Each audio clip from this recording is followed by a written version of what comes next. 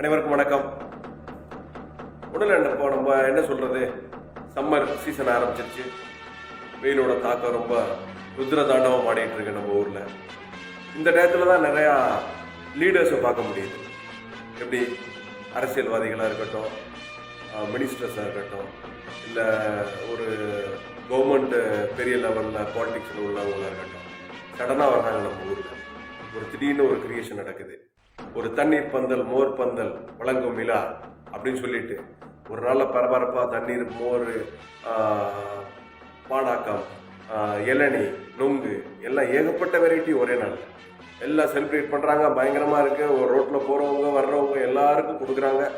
எல்லாம் இந்த வெயிலுக்கு ஏற்ற மாதிரி இலைப்பாரி அந்த பதனி, மோர் எல்லாத்தையும் குடிச்சிட்டு அப்பா மன நிம்மதியாக இருக்குப்பா அப்படின்னு நினச்சிட்டு போகிறாங்க.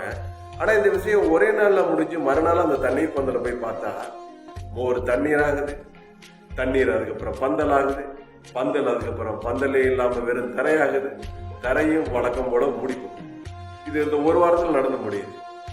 இந்த மாதிரி செயல்கள் ஒரே நாளில் நடந்து முடியறத தவிர்த்துட்டு இந்த செயலை அட்லீஸ்ட் டெய்லி வெயில் காலத்தில் உங்களால் முடிந்த உதவிகளை அந்த பந்தலை போட்டு தண்ணீரையாவது டெய்லி நிரப்பி வைக்கணும்னு என்னோட தாழ்வான வேண்டுகோளா.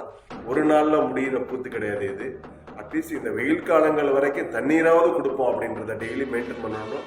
அனைத்து அரசியல்வாதிகளுக்கும், அனைத்து தலைவர்களுக்கும், அனைத்து பெரிய நல்ல உள்ளங்களுக்கும் இதை நான் கேட்டுக்கிறேன் தாழ்மையாக. நன்றி.